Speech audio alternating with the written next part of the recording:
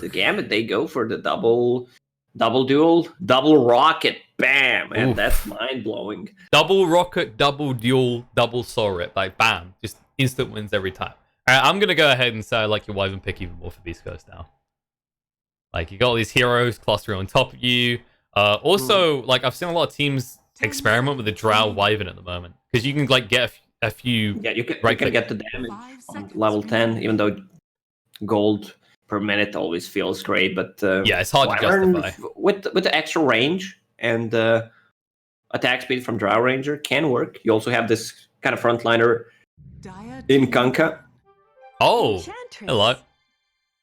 So this could be the Kunkka mid. Now keep in mind, this could be. I know we don't see it too often anymore. This could be an Ench 5. It could be Ench 5, yeah. Just check. I guess one of the reasons why they picked it is to counter the Grimstroke in the laning stage, because you can just dispel his Inkswell. Yes, but at the same time, you picked it against the Grimstroke, which is a hero that can easily justify Spirit Vessel, which easily counters the Enchantress. So if you don't play it as a free now, it feels like you don't get enough items to have any relevance as the game goes on. You can also dispel press the attack, so there's also Enchantress deals a lot of damage. Once she hits level 6, combine that with Draw Aura. Yeah. Even before then, like whittling away at the side of the lane, you got decent starting damage, quick movement speed. And it's not too bad with some of these heroes. I feel like I don't see a godly combo in the lane with it just yet. Like, Shaman's okay, right? But it's not like definitive kills are going to occur because of the Shaman alone. Gambit, they have the last pick. Beast Coast will have to pick things blindly. I don't know if they want to keep. They can still swap things around because all these heroes can be played at multiple roles besides Drow Ranger. And I want to see if they want to take one more scaling core that benefits from Drow Ranger Aura. If they play Shaman 4, Enchantress 5, have Kunkka on the offline, they could sneak in something like a Dragon Knight, which I really love if it's paired up with Drow Ranger. And they banned out the Timbersaw, so it could imply that. It's an interesting option as well, because if you get the DK Kunkka like mix up which one goes mid, right? You're in this scenario where you actually have a hero that once attention is forced out of the lane, they shove towers, which last game, we saw it, right? When GPK started to rotate, Beast Coast didn't have anything that pressured the lane. It's an Ember Spirit. He didn't do anything to the towers. Barely even pushed, in fact. 5 seconds remaining. I just love Dragon Knight in general. I think that's one of the heroes that is underused. They can also swap back to Chris Luck TA. Have extremely fast lineup, a lot of push with Drow Ranger, Shadow Shaman wards, taking objectives is going to be easy. You have the Deso carrier. Do you think one of the big issues with DK at the moment is like you have two choices, right? You're either a farming mid or you're a ganking mid, it feels like. And he's not the fastest farmer, so he's a tempo mid. It feels like these tempo mids that focus on towers have started to fall off in popularity from the mid lane. Back to the off lane role, I guess you could say. You didn't know the time though. I mean, I still like the DK core. I think it like scales really well. It should be unkillable for most of the game as well, if not all the game. Yeah, they have no burst damage. It's just another tanky frontliner that doesn't care about any of these spells. Once he gets a BKB, he's pretty much unkillable if the team is playing around him. So I once recall being told you can either be good or you can pick strength heroes and build braces. Yeah. What's your most played heroes right now, Lacoste? Pudge, Axe, Silencer. So mostly strength heroes that build braces. Not so much on the Axe. Let me just check if anything changed. My profile, stats. Oh, Marana, Nature's Prophet. Lena. Do you build braces on your Marana? Just a casual one. Yeah, I get 102. Let's face facts, right? You get 200 health, level 10, you just don't die. Ooh, all right. Okay. That's a completely left turn here. They were taking their time. They were indeed. So this is likely going to be the Enchantress support then. Or, I mean, they could put the Shaman 5. I just don't feel I like that much. I think it's going to be core Enchantress, Clockwork. think it's going to be the 4 and then 5 Shaman. Okay. Choose your hero. Not bad game. I mean, they can swap things around, but GPK picked up OD. It's a great hero because you have a built-in save, so you double save with Legion Commanders. Press the attack. You have a lot of heal coming out from FNG. You have OD, and also he's going to build into 4 staff in this game, so they can kite. No, that's true. And that's something you actually highlight a lot, is the people still, with the Undying, they think about Decay and the Tombstone a lot. And the Tombstone is a nice side gig for the Gyrocopter.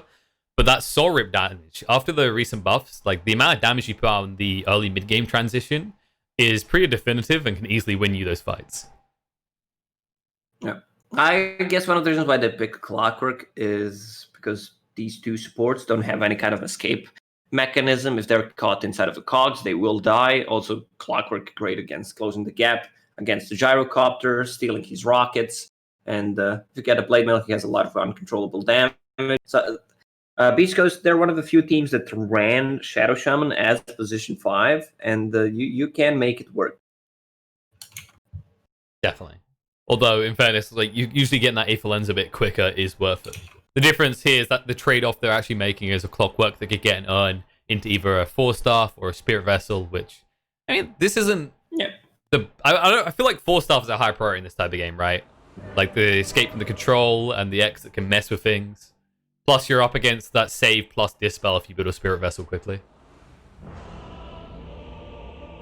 Alright. Teams presented. Game underway. Gambit 1 game up. Beast Coast, they need this to stay alive.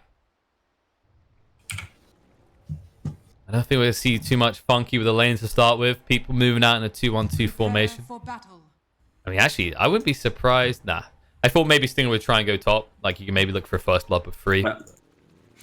Whenever there's an Ench, you need some kind of magical burst damage to kill her in the laning stage, and Jaro's one of the better heroes. But the thing is, they don't have any kind of a slow, any kind of setup. You just have Undying, who's going to lower her HP, but she's pretty speedy. 318, level 1 with no boots, no wind lace, so she can just run away. I mean, Gyro is also extremely speedy, but I don't think you can just get on top of her. But if he does, it's not like it's 1 movement speed. Yeah. Okay, so he's going to hit you with like 3 rocket barrages before you escape. Yes. And that's kind of the thing, like, this is an old Gyro. You remember long ago when you had to stop on the spot to use Rocket Barrage? Oh, those days are gone. Same with the Clockwork, actually, with his batteries all these days. So there's volatility on both sides, I think is the fair point to make here, because actually, if you look at the movement speeds being the same for the Gyro and the Clockwork, after all, they are, you know, the same kind, then easily you can see the Gyro falling as well. Especially this maybe slightly more greedy start with the shared tangos, 1 set of tangos with the Bassi. Where are you going? There you go. Just a little bit of harassment coming out. Barry Salt getting leveled. FNG, oh, Gambit, they're going to get all 4 runes at this rate. Yeah, actually, no, K1 secures 1 in the end, as Drow was top. But in the meantime, Dream does fall in the top lane, and Schofield moves away from FNG. He does have a decay, but it's not enough to kill him, and now he can just south. And while we're talking about that... GPK gets the kill. Yeah, so Beast Coast, they need to make a shift, because Kanka lane is unplayable once OD hits level 3/4, so he's gonna jungle. Now they're gonna swap, put the Drow Ranger on mid, which means that side lanes, especially the top one, like Whisper, will have an amazing time. Who got the first blood? Schofield. Yeah, Schofield got it. Which is perfect for him, gets him closer to quick boots, in which case you can easily chase down and kill onto Dream each time. And at the moment, OD good on the start, 4-1 to the 2-0 of K1. But, you know how it is with Drows. You don't tend to win early on. It's you're aiming for that quick 6, and then you just out-farm your opponent. And Dream in the top lane. Well, they put 3 heroes up here on Beast Coast, and Dream, he's feeling the punishment. Very far to try and stay alive, but they're diving. And they will be able to find the kill as Stinger gets the final hit. Yeah, so they're sacrificing Chris Lux lane. They understand that Kanka can build into utility items, FNG. The question is, do you want to fully focus on the tri-lane against the Undying? Like him getting multiple stacks of DK, this is a perfect setup for him. And Kunka does in the bot lane in the meantime. In fact, Whisper's getting a lot. Like, this is the thing.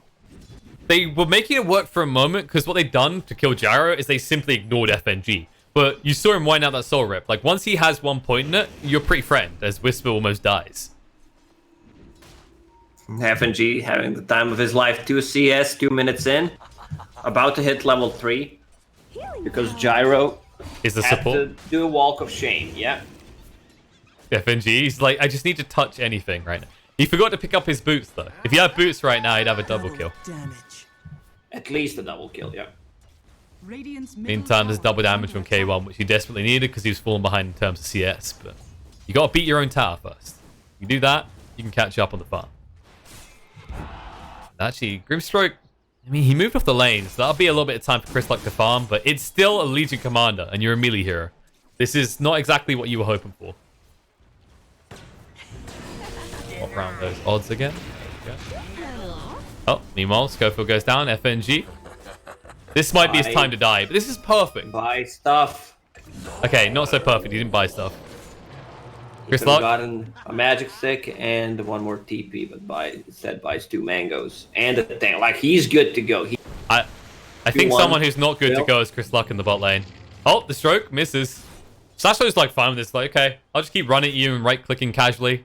I move faster. You will die. I've run aground. Poor Kunkka. They need to win the top lane. Yes. beastcoast, because Drow Ranger is giving the free aura to Enchantress, and she needs to dominate this one. She's basically the only one using it, right? Like, sure, Shaman's a ranged hero, but most of the time he's going to be CCing.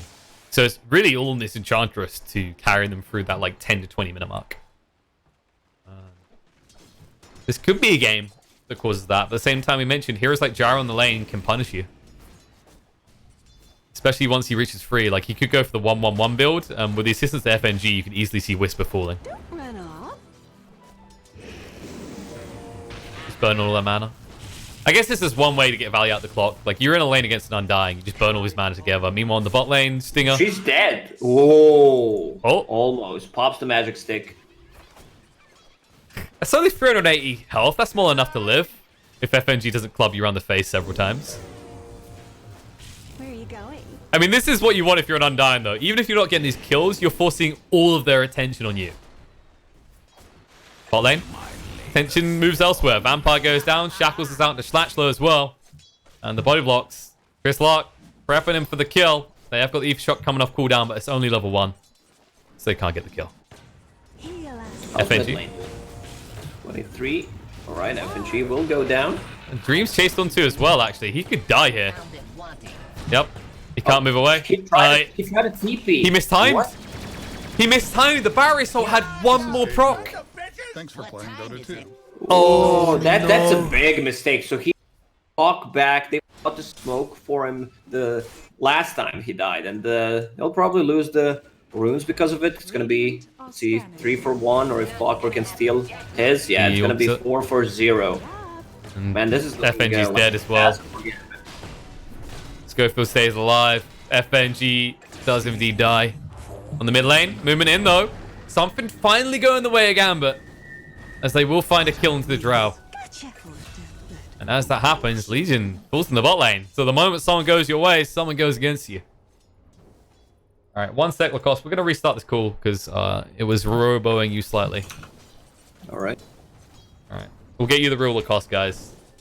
None of these fake robots that the OpenAI has been trying to add into society to confuse us. This is the real Lacoste. I'm back.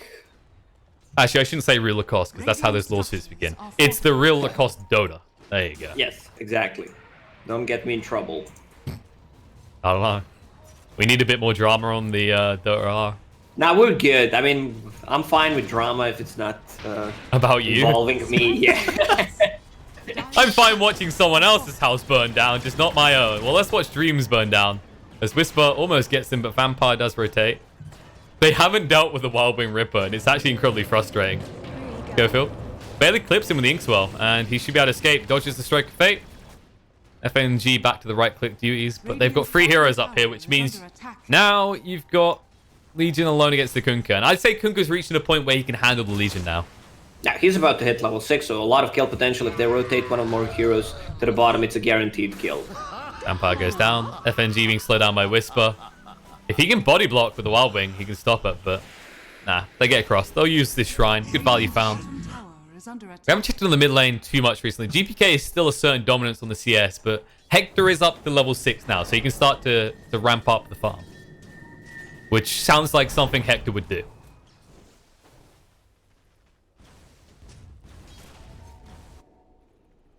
So, the question is, who is it on to make the plays in this game, right? Because we mentioned, like, Enchantress, usually she wants to stay on the lane. Both the mids are farming type mids, right, Lacoste? So they're not likely to make ganks out to the outer lanes. Exactly. So bottom lane, Kanka with the boat. Let's see what he brought. Windlace plus full phase boots. He just needs +1 to get a kill on bottom. Let's see. There's no duel. I'm not sure Chris Luck is dying, especially if he gets the boat off. There it is. Boat's coming in. They're getting him low. Press the attack keeps Thatchlow healthy, though, and the torrent is there as well. Inkswell. Chris Luck, he may have overestimated his tankiness here. And the rocket, because the rotation in from Dream, trying to get the flak attacks out. Chris Luck's going to get low, and with the boat buff, he's going to die to the rocket, I think. It's going to be close. Nah. Just He's about. okay. One more snipe. Let's see. Stroke of Fate. He's pinging it out. There He he is. was top. He's going to do it. Yep. Oh, he actually gets him. FNG dies on the top lane, baits us away, and Vampire snipes out. Chris Luck. Not so Chris lucky. Luck was trying to man up on the bottom lane instead of just running back. Yeah, he was trying to reset Save and hang his around. life. Yeah. Mistake. Look at me. I'm Kanka with a bracer. I'm unkillable. Ah, But they that brought was numbers. his mistake. He only had one bracer. Dire's top tower. You have to build at least 2. That's when you become unkillable. It's actually a You can fact. see Clockwork. He's half killable. Also, one bracer on him. Well, no, he's 45% killable because he has an Iron Branch. Dire's Sorry, this map's getting too complicated. Let's keep it simple. Braces worth of tankiness. Bracers, unkillable. No bracers means killable. Pretty easy. What if you have 3 null talismans? Is that like the equivalent of 33% bracer? Yeah, let's just stop That's there. low. Alright, now, Kunkka is slightly unkillable here because he does have that one bracer again. And that's a tombstone for free. And a boat into Shatchlow's face. Stroke through, connects on the free, gets them low, but not low enough. Instead, they'll will down and kill off Shatchlow. FNG trapped in by Schofield here. Schofield now trying to move away. His Dream does arrive. Rocket goes out, but mistimed because they use the Astral to slam down the rock. Hammer from GPK allows him to get the kill on the Whisper with that Sanity's Eclipse. Yeah. I love how GPK didn't want to... Any shenanigans coming up from Enchantress, popping the magic wand, getting the heal. Schofield. Torrent, beautifully, onto 2, and Dream... Well, the creep wave is there just in time to keep Schofield alive. Meanwhile, the true winner in all this. Usually we Stinger. talk about, we usually talk about Hector, but Stinger's up there, okay? He's getting his CS. 10-7, baby, let's go. This is what you like to see from your fours. This is your typical pub 4 experience. I don't know what my cores are doing right now, so I'll do it for them. But in this game, he's position 5, so it's even better. Well, maybe not. He's trying to upgrade to 4. Sadly, he'll be downgraded to 5 again. Alongside the other 5 on the other side who dies, but Vampire dies alongside him, so a 2-for-1 trade. However, it was a dual win for Shatchlow. Illusion. And that's actually at the 10-minute mark. So what you really got to hope is this isn't going to be the same as the last Legion game, where at the 10-minute mark, he gets a good duel, but then doesn't really get any more for the rest of the game.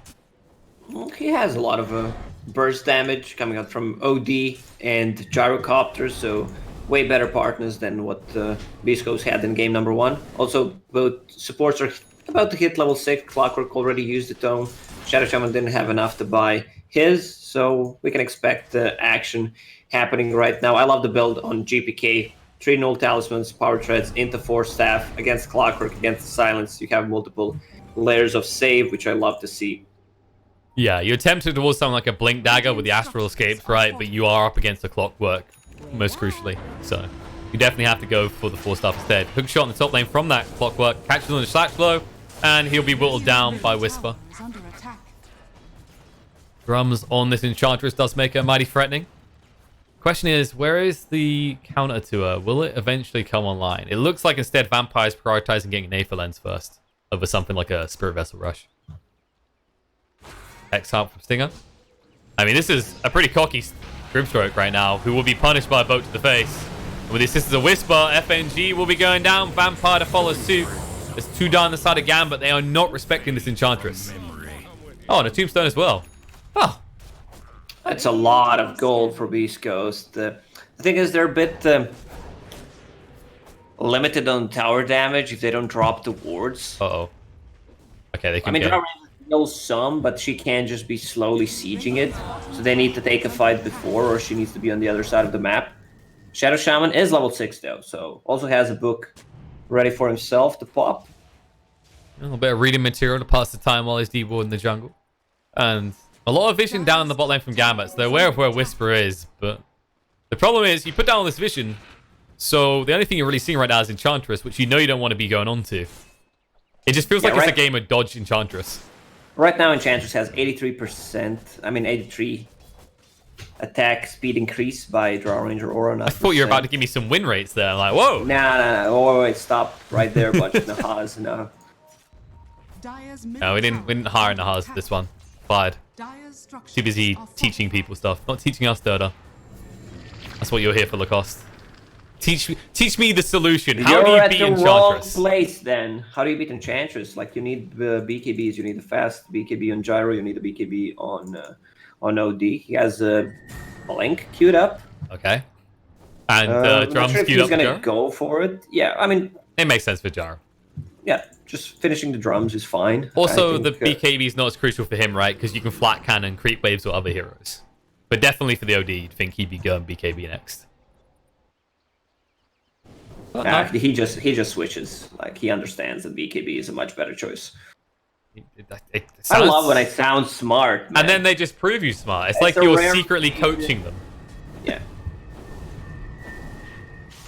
Are you? I mean, that maybe you could go get that coaching job. But here's the big shift for talent towards coaching roles right now, Lacoste. I was thinking about it, but I think it's way too much stress. It's gonna be easy if your team is winning, but if they're underperforming, you're gonna take the blame. Look at Liquid when they took Blitz as their coach. Oh, Like during Rotterdam, he was getting all the blame. He even tweeted himself, so maybe he was right, maybe he was wrong. Who knows? But you know, team was doing good before. Then you join, suddenly it looks like a disaster. You're gonna be the one taking all the blame. you just want a meme, don't you, Lacoste? Yeah, that as well. Like, I can't be memeing when I'm coaching. I mean, you could. I'm not sure how well your team would do. I could pick 5 Invis heroes. Yeah. I mean, you know, people say OG are memeing even though they're winning. Maybe you just need to get Sochka fired. Get in there. Just, I'd love to see you in the talks with No-Tail. So we need 5 green heroes. Alright, things have actually calmed down. Runes are coming up in 15 seconds, so we might see a little bit of aggression over them. And they did try and catch a GPK, but they couldn't find him. However, GPK will find Chris Luck. The boat's coming in. Does a bit of damage, but now you're just giving all the int over. GPK looking like a really smart cookie. As the duel comes out, and they'll get themselves the second win of the game and 2 runes to boot. Keevan gets the last hit. OD. Good. Just 1,000 gold away from his BKB. Also, Gyro is building one. They understand there's a lot of control, a lot of physical damage. Magical damage. So BKBs are must-have. Even though they have some pure damage on the Enchantress. Piercing damage. Yeah, some piercing damage. There's a lot of damage. You have mental damage when you're playing against Silencer. We have uncontrollable damage, unhealable. Mental damage when playing. I'm pretty sure mental damage occurs when you have a Pudge 4 on your team. Not when you lose too many in. There's a Pudge, right? You can hook once and then run out of mana. FNG is going to run out of life. As they hold him in place and kill him off, but he buys enough time for GPK to back away. That's actually the other beautiful thing about the OD against the Kunkka, right? Is like, you mentioned it at the start, like, you don't want to lane against that if you're Kunkka. But as the game goes on, you know, we talked about how great run buff is great for an OD as well. He's like, that's more in for me. Yeah. And Chris Luck, I mean, he played the safe lane, but he's building into these utility items. He understands that Enchantress is going to be the real carry with the Drow Ranger. So Heaven's Halberd, great against OD. Against Gyrocopter, if you get pre-BKB. It's true. to say that Beast Coast is one of those teams that embrace this idea of someone else carrying the game a lot. Like, Hector will always farm, don't get me wrong. But the person who's got to do the damage can change. I mean, we've seen Whisper and heroes like Puck just dominate the game. And the team just back that up instead of trying to make Hector the natural carry for the entire game. That being said, smoke movement by Gambit. Going to be broke by Schofield. The pings come out now. FNG already down to half HP. Hasn't gone for an early point of Flesh Golem either. Fuel's going to come out to Schofield. That may be a little bit premature, though. They're trying to move right now. BKB, GPK, jumping in on a K1. Will him down. Sandsclips gets dropped. Drow's dead. Schofield barely limping away. They'll turn around looking for the kill on Enchantress. They finish off another instead. Stinger, turn around for the kill on Whisper. GPK gets max value out of the first BKB. As Kunkka is nowhere to be seen. That's the BKB reveal from OD. They had the high ground. You also drop a tombstone, which gives you the vision, and pretty easy to take a fight. Also, they need this Kunkka to use the boat. Otherwise, they're not winning a team fight. Well, I mean, I know. Also, no one used any spells on their side because they control them pretty easily. Pretty perfectly. Like Shashlo doesn't need to get any dual damage. Like, he just needs to control.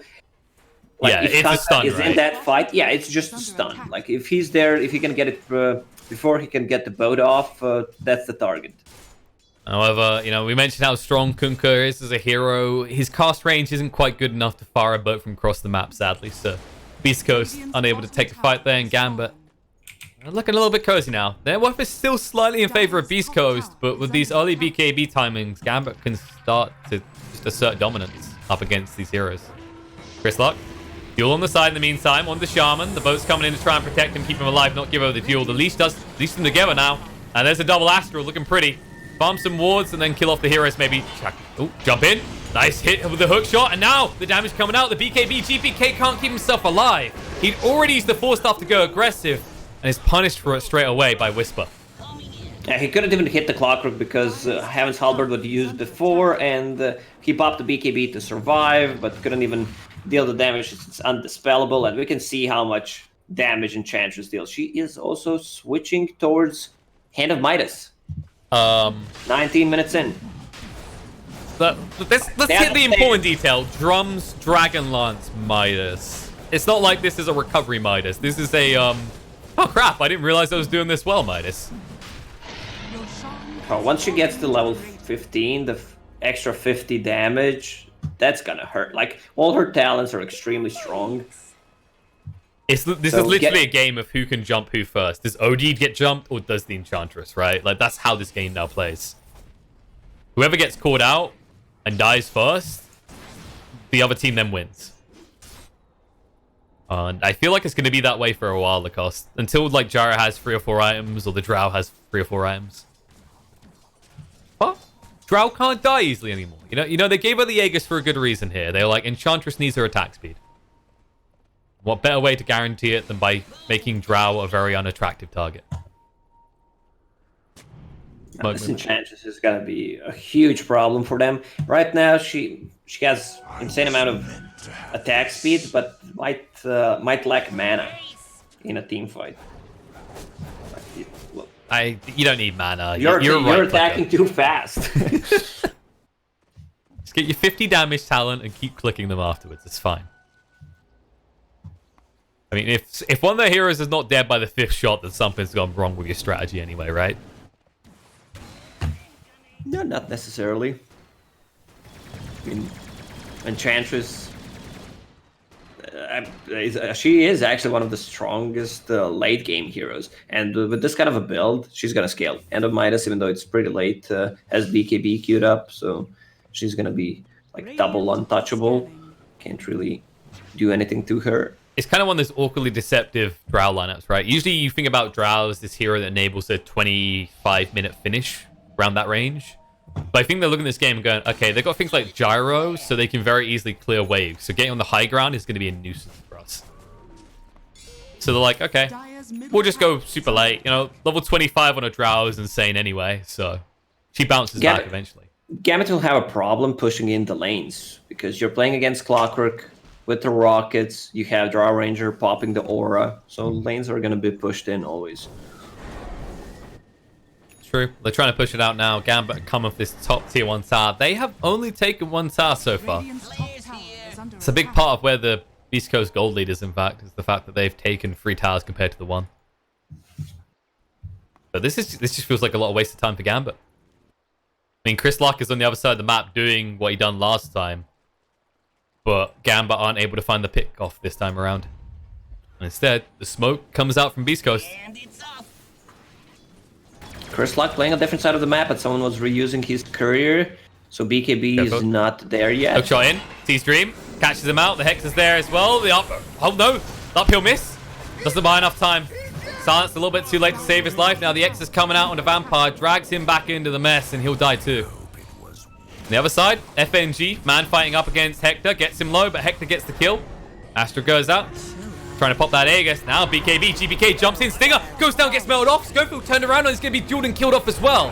GPK forced off the way, but they might better get the X. There it is. They're going to drag him back. They say, you want this fight? Here it is with the Astral. Dodges out. Someone needs to save him. Dust the is there. buybacks. Buybacks coming out now, but way too late. The disarmer's there, and Odie is dead. And After they pop 2 BKBs, there's nothing they can do about it. And I was expecting someone to buy back a bit sooner than before. that. Yeah, Greenstroke didn't have it because he just bought a full 4-staff. Yikes. Yeah, you at least expect the FNG buyback sooner, right? Because if you throw down a Tombstone a little bit defensively, maybe you give them the space to escape. They're going on Enchantress right now, and I'm not sure this is the move. You don't have a tower anymore, and this might be a classic FNG dieback. Oh, no. They got the Tidebringer in the wrong direction, and reinforcements do arrive. Things will suddenly calm down. Gambit desperately want to make a play, but the problem is you've got a dead OD for 30 seconds more. They still got a lot from that situation that they were in. They were holding the high ground near the shrine, ready to pop it. OD drops a massive sanities. They even get the dual damage, so it wasn't that bad. But they lost 2 heroes before, so they couldn't take a fight. It was fight into ages, though. Yeah, you did get rid of the Aegis in a reasonable factor, but it's just you are outnumbered. Like, GPK, you can argue, got the best out of the situation. There is a concern that if you do that 1 or 2 more times, you fall off as the OD, as it is a kind of snowball-orientated hero. Are fortified. But if you can get your hands on this sheepstick, which is almost complete, just 2,000 gold more. Feels weird to say almost when there's 2,000 gold still remaining, but he's over halfway. You just farm Kunkka and Drow once, you probably have it. Schofield is going towards that Blade Mail next. A logical pickup considering how easily he got dueled and killed off in the last fight. However, 4-staff might be just as good this game for a Clockwork. I guess he just wants to be the front line with this Blade Mail jump on top of Gyrocopter, uncontrollable damage. Even if he pops a BKB, there's still going to be some physical damage from the flak cannon hitting him. And they've been getting caught out a lot where Chris Luck's on the other side of the map, right? So you have to be the front liner because in a lot of these engagements, your Kunkka is not first in. Are scanning. The alternative is you could just have your Kunkka come with you. And he is here this time around. However, Clockwork is top, securing runes. Shadow Blade. Hector looking to move in. Torrent dodged out by FNG. Hex is there. Cooldown coming in. Now the Leech. Duel on just 2 straight away. Stunned them in by the Leech. And Enchantress going to go down first. Now moving across GPK. BKB is still active but getting low. The boat's coming through. GPK will die. Double kill for Hector with his own BKB. No chase for us. A 2 for 2 trade with a buyback out from the Enchantress. And you did get the dual win on Legion. Only one of them, though. So 2 for 2 trade. The funny thing is Enchantress bought back, TP'd, and she got hit by a rocket that was used on her before because she used the buyback so quickly. That is really funny sometimes. It is a glorious noise to hear on lands as well. The thing is, how do you itemize against this Enchantress on OD? Like, you can't buy a Ghost Scepter, which is a kind of a counter to her, since then you can't attack. And it's a pure damage, so no armor is going to save you. And you don't want to build evasion. I mean, you could go for a halberd of your own, but there's going to be a BKB soon, and she'll always be able to get a few shots off before you're in range of her Heaven's Halberd. It's a little bit of a nightmare for them right now. Gambit just trying to slow down this push a little bit as they will lose the rats. Dust reveal. Vampire pretty far out, needs to escape himself, and they see him, but he 4-staffs up to the high ground. So pretty easy. They got a kill on OD. Even if he bought back, I still don't think they would take that fight. Now it's a good time. Roche may respawn in 40 seconds if they could get a kill or 2. Fast spawn and Roche could get them back into the game. Smoke rotation from Gambit to the top side. And I think it's, yeah, if you buy back there, you don't achieve anything. And even if you do, like as GPK right there, you're looking going, sheep stick is the way I win. If I delay that another 2 minutes, we're out of this game. Right now, their only target is Enchantress. Or Drow. Like, try to kill her. She used the buyback. They hold want the her Drow. with the duel. They're moving in right now. They missed the duel opportunity. All they're left with is a clockwork that wants them to attack him. They can't anymore. Just runs it off. Inkswell going the wrong way. Boat. Cogs push back. And that's going to be a failed gank. A lot of zoning spells. No one wants to take that fight. They were a bit... Wow. More importantly, this is one of those pub moments, right? Where your initiate jumps in, no dust. Undyne had a dust, dropped down the sentry, but he was not in range to use the dust. That was the problem. Also good 4-staff coming out from K1. Radiant's top tower is under attack. And now we'll move towards the bot lane. They're going to invade the triangle, farm that up. Beastcoast say you used this high ground against us last game. It's our turn. Roche will spawn in 40 seconds though. And you can already see the Hellbear there, scouting it out when it comes up. Another value out of the Enchantress pick. And yeah, I like the move by Gambit. Realizing if Roche is up soon, you don't want this tower here, right? Because it's just an additional TP point for buybacks. That's a big item. OD has Hex, so if they can initiate with Grimstroke Soulbind, double Hex, yeah, double duel. And we saw how big those double duels can be. Not for the damage output, it's more the control. Just keeping, for example, the Enchantress locked in with an additional target is so valuable. And Roche's spawn. You can already see Beast Coast squaring off around the pit. But Gambit have backed up pretty far away. Things are coming out because on either side, you don't feel confident going into that pit without a pickoff. What goes down? Whisper. Thing in. Thatch though goes in with a dual opportunity. Comes out. Actually, the BKB from Enchantress as well. Torrent to buy a little bit of time. Still taking a lot of damage on both sides of this, in fact. Soulbind coming out. Linking two together. The boat through. Actually whiffs off the mark. Vampire gets sniped out by Whisper. Double kill for him already as he brings down the Legion as well. And FNG 4-staff into the torrent. Gets the deep cleansing. Hook shot off the mark. But Fury still dead for Gambit. Beast Ghost will take the tower and can turn around and go straight towards the Roche pit. Or maybe even the high ground. I think they're just going to continue. If they use one more buyback, they'll go into the Roche pit. Yep, just that fight. Enchantress got the BKB before, so OD couldn't follow up and deal damage to her.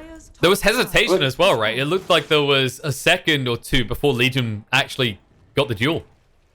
Like, sure, that spell has a cast animation, but it kind of felt like they misclicked. And a costly misclick at that. As that's going to be the second Roche. Aegis and Cheese going the way of Beast Coast. And this net worth lead is getting out of control now, Lacoste. I don't know if we're past the point of no return, but we are getting mighty close. It's still doable if they get the good double duel. Also follow it up with the Hex. They need to kill this Enchantress. Hook shot. Grimstroke. He's looking mighty dead here. He's got the 4-staff. Oh, pathfinding. We'll call that pathfinding. Another 4-staff. Doesn't get him out. Hex in return. OD. That's a long-range shackle. Press the attack. BKB tries to walk it off. Is disarmed, so can't fight with his own BKB. He'll go for the TP away just in time. Barely, almost in fact. Died. Whew. That is a squeaky bum time moment right there. Stays alive. FNG not so lucky though. However, Gyro, he doesn't want to pop the BKB, and because of the rocket, Hector can't force it. But they are coming for your high ground. Buyback comes out from FNG. This is a do or die fight.